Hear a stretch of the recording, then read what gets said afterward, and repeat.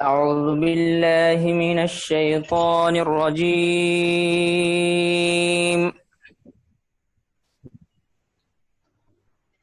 بسم الله الرحمن الرحيم.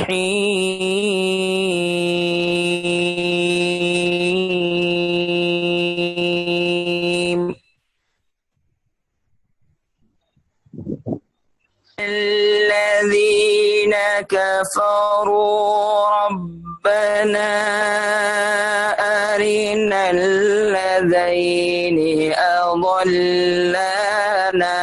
من الجن والإنس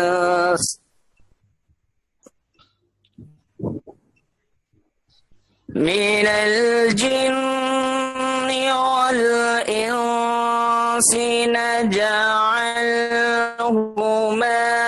تحت أقدامنا ليكونا من الصالحين.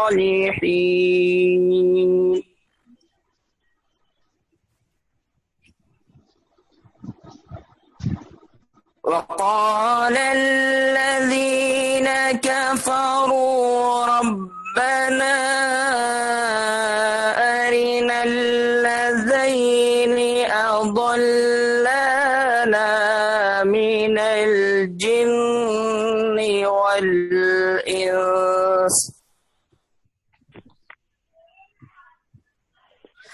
نجعلهما تحت أقدامنا ليكونا من الأسفلين. بسم الله الرحمن الرحيم.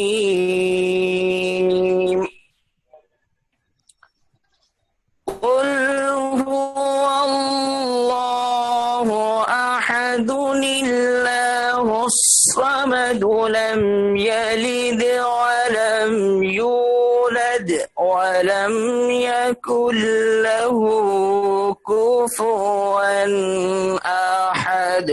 صدق الله العظيم.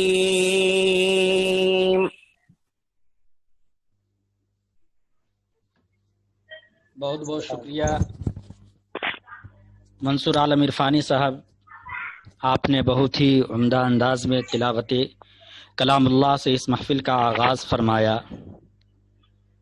میں جب تک مولانا نہیں آتے ہیں میں سلمان عبدالصمد صاحب سے درخواست کرتا ہوں کہ وہ 2 منٹ کے اندر یہ اس ادارے کا تعارف پیش کر دیں۔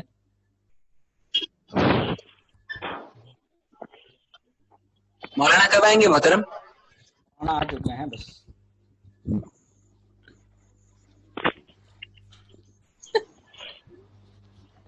جی عبدالصمد صاحب آپ انمیوٹ کیجئے۔ جی السلام علیکم۔ وعلیکم السلام ورحمۃ اللہ۔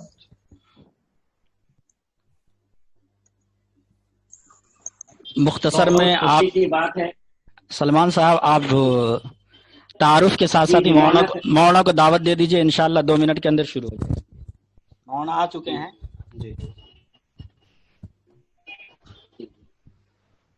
آپ تمام حضرات کو جیسا کہ معلوم ہے کہ انٹرنیشنل انسٹیٹیوٹ آف تھیولوجی کا قیام عمل اس لیے آیا ہے کہ ہم تمام مذاہب میں پائے جانے والی مماثلتوں کو اجاگر کریں، مذاہب میں پائی جانے والی مماثلتوں کو ہم اجاگر کریں کہ دنیا جس انداز سے بدل رہی ہے تو ایک بے چینی کی کیفیت پائی جا رہی ہے، اور یہی وجہ ہے کہ لوگ مذاہب کی طرف قدم بڑھا رہے ہیں، مذاہب کو سمجھنے کی کوشش کر رہے ہیں۔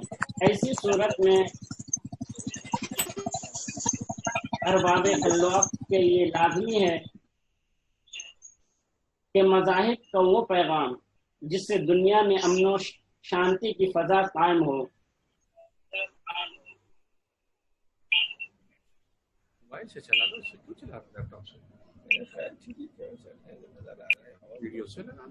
دنیا میں امن و شانتی کی فضا قائم ہو، تو اس لیے ضروری ہے.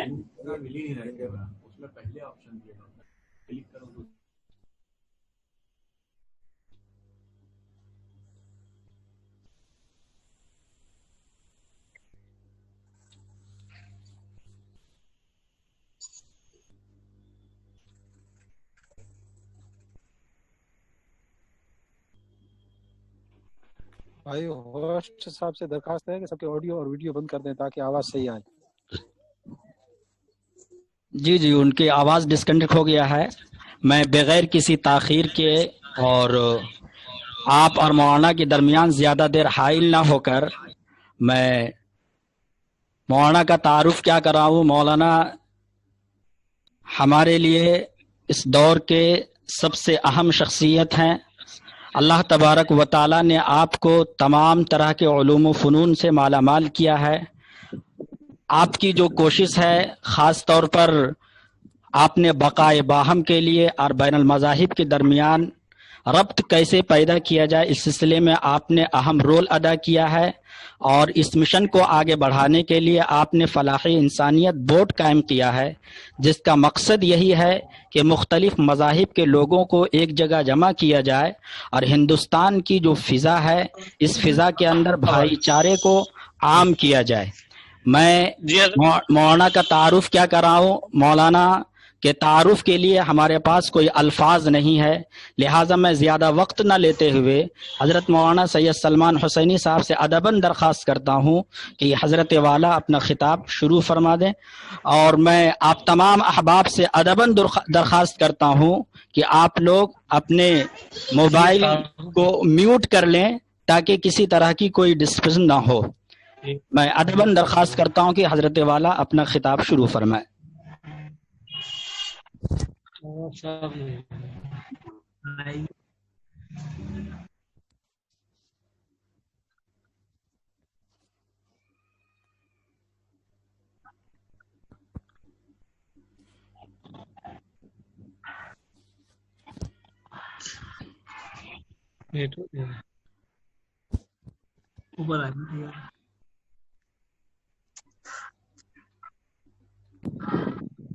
بھائی جو ہوسٹ ہے ان کے پاس آپشن رہتا ہے سب کی ویڈیو آف کرنے کا. سب کا ویڈیو چالو ہے، لوڈ پڑ رہا ہے اور یہ آواز نہیں آ رہی ہے. اپنی ویڈیو چالو کرو، آواز ہی نہیں آ رہی. مولانا کا آڈیو آف ہے. جی جی جی آن کر رہا ہوں. آپ مولانا کا آن کر دیں اور باقی سب کو وہ آف کر دیں یا مولانا کو ہوسٹ بنا دیں. سب کے ویڈیو بند کر دیں ورنہ سب کے پاس آواز کا مسئلہ رہے گا. شاید آپ زوم پہلی مرتبہ استعمال کر رہے ہیں. جی جی جی آف ہے، سب کا انمیوٹ کر دیا گیا ہے. آپ احباب خاموش ہو جائیں. مولانا کا بیان شروع ہو رہا ہے.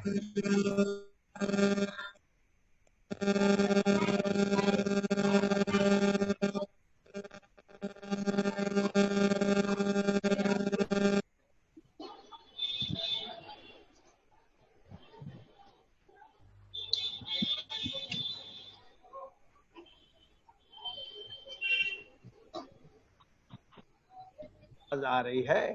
جی آ رہی آ رہی. اب آواز آ رہی ہے سب تک؟ جی آ رہی ہے مولانا. چلیے جی مولانا آ رہی ہے. جی آ رہی ہے. جی حضرت آ رہی ہے. اچھا. الحمدللہ وکفا وسلام علی عبادہ الذین اصطفیٰ. آج یہ ایک مخصوص نشست ہے جو انٹرنیشنل انسٹیٹیوٹ آف تھیولوجی کے عنوان سے اس ادارے کے تحت منعقد کی گئی ہے اور جس کا مقصد یہ بیان کیا گیا ہے کہ دنیا میں جتنے بھی اہل مذاہب ہیں ان سے اچھا رابطہ قائم کیا جائے اور مذاہب کا تعارف حاصل کیا جائے، اسلام کا تعارف کرایا جائے. فی نفس ہی اپنی جگہ پر یہ بہت ہی خوش آئند عمل ہے اور ایک صحیح سوچ اور صحیح فکر ہے. ظاہر ہے کہ تعارف سے ہی بات آگے بڑھتی ہے. دو فرد ملتے ہیں یا دو خاندان کے لوگ ملتے ہیں، پھر بات آگے بڑھتی ہے. دو مذہب کے नुमाइंदे मिलते हैं, 2 कौमों के नुमाइंदे मिलते हैं। दायरा जितना वसी होता चला जाता है उतनी ज्यादा इंसानियत के लिए बेहतर होता है। और जब हम इंसानियत का लफ्ज इस्तेमाल करते हैं तो इसका मतलब ये होता है कि जितने भी बनी आदम हैं और जितने भी बनात आदम हैं, आदम और हव्वा के बेटे और बेटियां जिनसे दुनिया आबाद है, वो सभी उसके मुखातब होते हैं। इस्लाम ने इस सिलसिले में जितना वाज़ेह तस्व्वुर अता किया है, ये तस्व्वुर बाइबल में भी मौजूद है और किसी न किसी हैसियत से ये तस्व्वुर वेदों में भी पेश किया गया है। लेकिन ज्यादा वजाहत के साथ ये बात अल्लाह ताला ने कुरान पाक में इरशाद फरमाई है और नबी सल्लल्लाहु अलैहि वसल्लम ने हदीसों में इरशाद फरमाई है। इसलिए आलमी सतह पर गुफ्तगू की सबसे बड़ी जिम्मेदारी मुसलमानों पर है। और मुसलमान क्योंकि ये अकीदा रखते हैं कि अल्लाह रब्बुल आलमीन है और मोहम्मद सल्लल्लाहु अलैहि वसल्लम रहमतुल लिल आलमीन है, और इस पर यकीन रखते हैं कि अल्लाह ताला ने कुरान की शक्ल में जो हिदायत अता फरमाई है ये हुदल लिन्नास है, तमाम इंसानों के लिए अता की गई है। और अल्लाह ने जो कानून अता किया है, जो शरीयत अता की, वो भी तमाम इंसानों से मुताल्लिक है। अल्लाह ताला ने आखिरी नबी को बर्पा फरमाया, उनका खिताब तमाम इंसानों से है, जिनों से भी है। जो आलमियत अल्लाह ताला ने मुसलमानों को अता फरमाई है आखिरी नबी के जरिए, आखिरी किताब के जरिए, आखिरी दीन के जरिए, आखिरी शरीयत के जरिए, इन सब का ये तकाजा है, मुसलमानों से इसका मुतालबा है कि मुसलमान आलमियत और आफाकियत पर यकीन रखते हुए दुनिया के तमाम इंसानों से राब्ता कायम करें। अल्लाह ताला ने ये एक बड़ी जिम्मेदारी है जो इस उम्मत पर डाली है। और जब खिताब फरमाया गया कुंतुम खैरा उम्मतिन उखरिजत लिन्नास, इस उम्मत को बेहतर उम्मत या बेहतरीन उम्मत इसीलिए करार दिया गया है कि तमाम इंसानों की जिम्मेदारी इस उम्मत को सौंपी गई है। और जो जिम्मेदारी सौंपी गई है वो अम्र बिल मारूफ की और नही अनिल मुनकर की जिम्मेदारी है। ये जिम्मेदारी बहुत वसी व अरीज है। दुनिया में जितने भी फिक्री इनहिराफात हैं, जितनी भी नजरियाती गलतियां हैं, जो भी अमली कोताहियां हैं या अमली इनहिराफात हैं, उन इस्लाह के लिए अल्लाह ताला ने मुसलमानों को एक जिम्मेदारी दी है। और ये जिम्मेदारी इसलिए दी है कि वो आखिरी नबी पर ईमान लाए हैं, आखिरी नबी पर यकीन रखते हैं और ये जानते हैं, इसको मानते हैं कि आखिरी नबी की जो बेइज्जत हुई है वो तमाम इंसानों के लिए हुई। इस पर यकीन का ही ये नतीजा है कि मुसलमानों ने पहले ही दौर से, जो मक्की दौर रहा है, बिल्कुल जब इस्लाम के आखिरी एडिशन का आगाज हुआ और नबी सल्लल्लाहु अलैहि वसल्लम बहैसियत एक पैगंबर आखिरुज़्ज़मा के लोगों के सामने आए, उसी वक्त से उनके जहनों में आलमियत पैदा हो गई, आफाकियत पैदा हो गई। इस एतबार से ये कहना बिल्कुल सही है कि ग्लोबलाइजेशन का दौर इस्लाम से शुरू हुआ है। इस्लाम अगरचे हजरत आदम का भी मजहब था और हजरत इब्राहिम का भी मजहब था और जितने भी पैगंबर और अंबिया आते रहे सब इस्लाम था, क्योंकि इस्लाम के मायने ही ये होते हैं कि जो इस कायनात का परवरदिगार है, जो इसका मालिक है, जो इसका खालिक है, उसके सामने सरेंडर हो जाया जाए, अपने को उसके हवाले कर दिया जाए, उसकी इबादत की जाए। तो ये वो पॉइंट है जिस पर जितने भी अहले ईमान हैं वो सब मुत्तफिक हैं। जो हमारे नबी को तो नहीं मानते लेकिन लॉर्ड को मानते हैं, गॉड को मानते हैं, ईश्वर को मानते हैं। कोई यहवाह का जिक्र करता है, कोई इलोहीम का तज़किरा करता है, कोई अल्लाह का लफ्ज इस्तेमाल करता है और उसकी सिफत रहमान का तज़किरा करता है। इस तरह मजहबी दुनिया के तमाम इंसान इस बात को मानते हैं कि एक जात है, उसको जिस नाम से याद करते हो उसने तख्लीक फरमाई है, वही क्रिएटर है और उसके बाद वही मालिक भी है। और फिर जाहिर है कि जब वो खालिक भी है और मालिक भी है तो उसी का निज़ाम चलना चाहिए और उसकी हिदायत पर अमल करना चाहिए। ये मुसलमानों के यहाँ बहुत ही وضاحت کے ساتھ بات ارشاد فرما دی گئی ہے. اس لیے مسلمانوں کو یہ ذمہ داری دی گئی ہے کہ وہ جتنے بھی مذاہب کے ماننے والے ہیں، اور خاص طور پر وہ لوگ جن کا یہ دعویٰ ہے کہ وہ آسمانی مذاہب کو مانتے ہیں، قبول کرتے ہیں، تو ان کو یہ ذمہ داری سونپی گئی کہ وہ یہ کہیں کہ یا اہل الکتاب تعالوا الی کلمۃ سواء بیننا وبینکم الا نعبد الا اللہ ولا نشرک به شیئا. یہ ذمہ داری تھی جو اللہ نے نبی پر ڈالی، اور نبی کے ذریعے یہ ذمہ داری آپ کی امت پر ڈالی گئی کہ وہ یہ کہیں کہ کتاب والوں. اب ظاہر ہے کہ ایک کتاب والوں جب کہا گیا تو سر فہرست یہودیوں کو اور عیسائیوں کو مخاطب کیا گیا. ہندو بھی دعویٰ کرتے ہیں کہ ان کے پاس ویدے ہیں، ان کے پاس گیتا ہے، تو وہ بھی اس اعتبار سے کتاب والے ہیں. اور جو بھی اپنی کوئی کتاب پیش کرتے ہیں اور یہ کہتے ہیں کہ یہ کتاب ان کو ایشور نے دی، بھگوان نے دی، لارڈ نے دی، یہ کتاب مذہبی کتاب ہے، آسمانی کتاب ہے، جو بھی اس کا دعویٰ کرتے ہیں، جو مذہب کو مانتے ہیں، اللہ کو مانتے ہیں، پیغمبر کو مانتے ہیں، ان سب کو مخاطب کرنے کی دعوت مسلمانوں کو دی گئی ہے.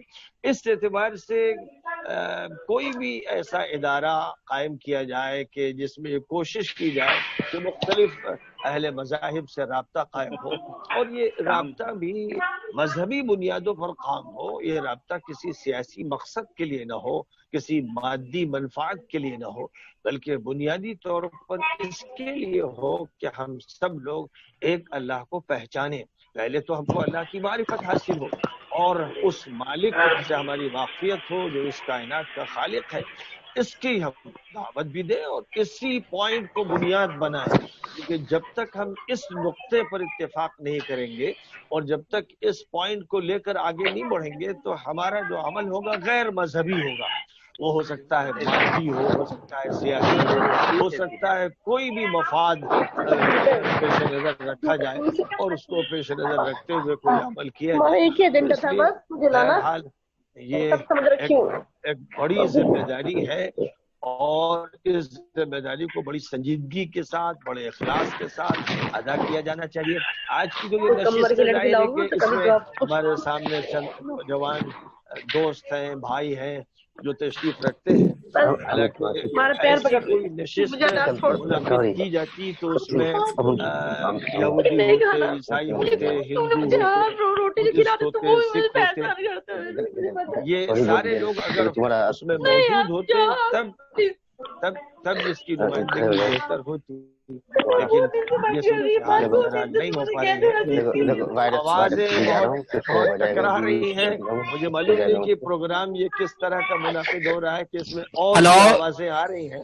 بہرحال جہاں تک بھی میں تمام احباب سے درخواست کرتا ہوں انہیں موبائل کو میوٹ کر لے. یہاں سے میوٹ نہیں ہو رہا ہے، ان لوگوں نے کوئی سیٹنگ بدل دی ہے اس لیے.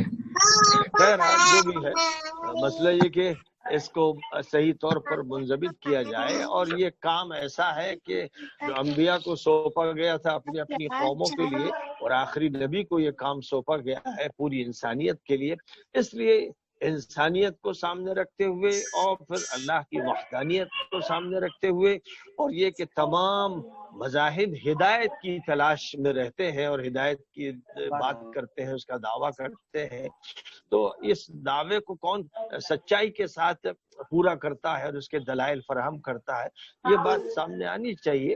لہذا بحثیں ایسی نہیں ہونی چاہیے جو صرف مناظرے کی شکل اختیار کر لیں اور وہ کسی طرح درست نہیں ہے، لیکن دوستانہ برادرانہ باتیں ہونی چاہیے، ملاقاتیں ہونی چاہیے اور اسی طرح تعلیم اور دعوت و تربیت کو باہم مربوط کرتے ہوئے کوشش کرنا چاہیے کہ دنیا میں جتنی بھی قومیں ہیں اور جتنے بھی مختلف مذاہب کے نمائندہ ہیں ان تک پہنچا جائے، ان سے بات کی جائے، کھلے دل و دماغ سے بات کرنے کا طریقہ اختیار کرنا چاہیے، کیونکہ اسی سے امید کی جا سکتی ہے کہ حالات بھی بہتر ہوں گے اور مثبت طریقے پر تعارف ہوگا اور ہم آگے بڑھ سکیں گے، اپنے بڑے مقصد کو لے کر ہم آگے بڑھ سکیں گے. لہذا بہرحال یہ ایک بڑی ذمہ داری ہے. خدا کرے جس کام کا تذکرہ کیا گیا ہے، جس کا تعارف کرایا گیا ہے، اس کو صحیح طور پر شروع کیا جا سکے اور اس کو صرف اسی شکل میں زوم کے ذریعے یا صرف آن لائن تھوڑی دیر کے لیے پیش نہ کیا جائے. یہ دل کے اندر کا ایک درد ہونا چاہیے، اور ایک طرف اللہ سے تعلق قائم کیا جائے، دوسری طرف انسانوں سے رابطہ کیا جائے، اور مقصد صرف یہ ہو کہ معرفت خداوندی عام ہو اور پیغمبر کا تعارف سب تک پہنچے، اور اللہ نے جو کتابیں اتاری اور پھر آخری کتاب عطا فرمائی وہ آخری کتاب تمام انسانوں تک پہنچے. یہ نیت ہو، اسی کے لیے دعا ہو، اسی کا اہتمام ہو، اور یہ بات نہ ہو کہ صرف تعارف تک بات محدود رہ جائے گی. جو میں نے انسٹیٹیوٹ کا تعارف پڑھا تو وہ تعارف ابھی اس کا محتاج ہے کہ اس میں مزید اضافے کیے جائیں، اصلاحات کی جائیں. جو مقصد ہے اللہ کا، جو منشا ہے، پھر پیغمبروں کا جو مقصد ہے، پھر آخری نبی کا جو مقصد ہے، وہ انسانی بنیادوں پر قائم ہے، اور اس میں انسانوں کو اللہ سے جوڑنا مقصود ہے، اور یہ کہ اللہ کا تعارف سب تک پہنچنا چاہیے. اور جن لوگوں کے پاس جو بھی مذہب باقی رہ گیا ہے، جو کتابیں رہ گئی ہیں، جو تعلیمات رہ گئی ہیں، ان سے بھی واقفیت ضروری ہے. قرآن پاک میں جب بھی بات چھیڑی گئی یہودیوں کی یا صابیوں کی یا عیسائیوں کی یا مشرکوں کی، تو ان کے عقائد بھی ذکر کیے گئے، ان کے افکار ذکر کیے گئے، ان کی جو شخصیات تھی جن کا وہ حوالہ دیتے تھے، وہ پیغمبر ہو یا غیر پیغمبر ہو، ان کے بھی حوالے دیے گئے. تو قرآن پاک نے یہی طریقہ اختیار کیا ہے، اور امت کو گویا قرآن کے ذریعے ہدایت دی گئی ہے کہ وہ اسی طریقے کو اختیار کرتے ہوئے آگے بڑھیں، اور جو جدید وسائل ہیں ان کو مسخر کریں، وسائل کا استعمال کریں خیر کے کاموں کے لیے، اچھے کاموں کے لیے. کیونکہ جو آج وسائل ہیں، خاص طور پر میڈیا کے وسائل، انفارمیشن کے جو وسائل ہیں، ان کا بہت غلط استعمال ہو رہا ہے، بہت ہی منفی استعمال ہو رہا ہے. 99% یہ کہا جا سکتا ہے کہ ان وسائل کا ایسا استعمال ہو رہا ہے کہ شیطان کو وسوسہ اندازی کا دھڑلے سے موقع مل رہا ہے، اور وہ اپنے کلچر کو غالب کر رہا ہے، اپنے فکر کو ساری دنیا میں پھیلا رہا ہے. اور جو اہل ایمان ہیں وہ سمٹے ہوئے ہیں، اور کبھی آگے بڑھتے بھی ہیں تو آپس کے مسائل میں الجھ جاتے ہیں، یا ان کے جو اپنے بہت سے ایشوز ہیں ان کی حد تک محدود رہتے ہیں. تو اس کا نقصان پھر یہ ہوتا ہے کہ دنیا کی اقوام ان سے متعارف نہیں ہوتی ہے، اور جو تعارف ہوتا ہے وہ منفی ہوتا ہے. اس کے اثرات پھر میڈیا میں ظاہر ہوتے ہیں. بات مسلمانوں سے بڑھتے بڑھتے اسلام تک پہنچتی ہے، نبی اسلام تک پہنچتی ہے، قرآن تک پہنچتی ہے. یہ سارے جو اثاثے ہیں یہ اعتراض کا ذریعہ بن جاتے ہیں، یا یہ کہ ان پر اعتراضات کیے جاتے ہیں اور زبان ان کے خلاف کھولی جانے لگتی ہے، جس سے مسلمان بھڑکتے ہیں. یہ تو نہیں سوچتے کہ بھئی ہم نے تو حق ادا کیا نہیں، ہم نے تعارف کرایا نہیں، کام ہم نے کیا نہیں، اور جب کسی نے غلط تبصرہ کر دیا تو اس پر وہ بفر ضرور جاتے ہیں. یہ صحیح طریقہ کار نہیں ہے. نبی صلی اللہ علیہ وسلم کا بھی یہ طریقہ نہیں تھا، صحابہ کرام کا یہ طریقہ نہیں تھا. ہمیں چاہیے کہ ہم سیرت کو اپنے سامنے رکھیں، اور خاص طور پر عہد مکی کو اپنے سامنے رکھتے ہوئے یہ دیکھیں کہ ہر مسئلے کے لیے اسلام نے حل کیا پیش کیا ہے، اور نبی صلی اللہ علیہ وسلم کے سامنے جو صورتحال آئی اس کے لیے آپ نے کیا موقف اختیار کیا، اس پر ہماری توجہ مرکوز ہو. جو لوگ بھی اس انسٹیٹیوٹ سے جڑے اور اس طرح کے کاموں سے جڑے، ان کو چاہیے کہ روزانہ پابندی کے ساتھ ایک پارہ قرآن شریف پڑھیں، اور 2-3 صفحے قرآن کے ترجمے کے ساتھ پڑھیں، اور اسی طرح تسلسل کے ساتھ حدیثوں کا مطالعہ کریں. اور سیرت رسول صلی اللہ علیہ وسلم کو تو یوں سمجھیے کہ بس اپنی آنکھوں سے لگا لیں اور اپنے دل و دماغ میں سجا لیں. بہت ہی اہتمام کے ساتھ سیرت کو پڑھنا چاہیے، بالخصوص اس کا جو دور اول ہے، عہد مکی کے حالات کو تفصیل سے پڑھنا چاہیے. پھر یہ سوچنا چاہیے کہ ہم اپنے معاشرے میں کیسے اس سیرت کو منطبق کریں، کیسے ہم اس سیرت پر عمل کریں اور اس کو لوگوں تک منتقل کریں. اس کی سوچ ہو، اس کی فکر ہو، اور جو انشاءاللہ جب اس جذبے کے ساتھ اور اس فکر کے ساتھ لوگ عمل کریں گے تو اللہ تعالی ہدایت عطا فرمائے گا. اللہ نے جو فرمایا کہ والذین جاہدوا فینا لنہدینہم سبلنا، جو بھی ہمارے راستے میں محنت کریں گے ہم اپنے راستے ان کو سمجھائیں گے، سجھائیں گے، اس کے طریقے بتائیں تو ان کے سامنے حقیقت کھلتی چلی جائے گی۔ اس لیے ضرورت ہے جدوجہد کی، ضرورت ہے محنت کی، اور یہ محنت اللہ کے لیے خالصتاً ہونی چاہیے، اس میں اور کوئی لگاوٹ نہیں ہونی چاہیے، اور صحیح نیت میں کسی دوسری نیت کو خلط ملط نہ کیا جائے۔ اگر اس جذبے کے ساتھ کام ہوگا تو اللہ رہنمائی فرمائے گا اور ترقی عطا فرمائے گا، قبولیت سے نوازے گا، اور ظاہر ہے کہ اچھے لوگوں کی دعائیں ملیں گی، اور اللہ تعالیٰ آپ کی ہمت میں اضافہ کرے، آپ کو کام کی اور سب کو کام کی توفیق عطا فرمائے، آپس کا جوڑ ہو، آپس کی محبت ہو، اور دوسروں کے ساتھ بھی اچھا تعلق ہو۔ مسلم اور غیر مسلم میں انسانی بنیادوں پر فرق نہیں ہونا چاہیے، سب آدم اور حوا کے بیٹے ہیں، سب ہمارے بھائی بہن ہیں، اور جو بزرگ ہیں وہ درازی کی بنیاد پر ہمارے بھی بزرگ ہیں۔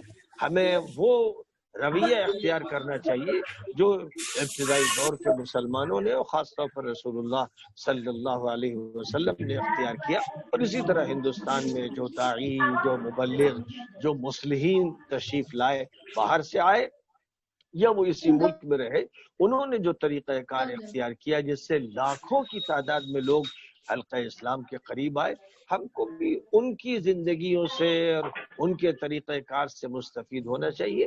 تو اس طرح سے کام کا آغاز ہو، کام کو پیشہ ورانہ نہ بنایا جائے، داعیانہ بنایا جائے، اور اس میں پیغمبرانہ روح پیدا کی جائے، اور اللہ سے مدد لی جائے، اور اللہ کی کتاب کو مرجع بنا کر اس میں سے ہدایت لیتے ہوئے اور نبی صلی اللہ علیہ وسلم کی سیرت و سنت سے ہدایت لیتے ہوئے کام کیا جائے۔ اللہ تعالیٰ مبارک فرمائے اور قبولیت عطا فرمائے، اور ہم سب کو خیر کی توفیق نصیب فرمائے۔ وآخر دعوانا ان الحمد للہ رب العالمین۔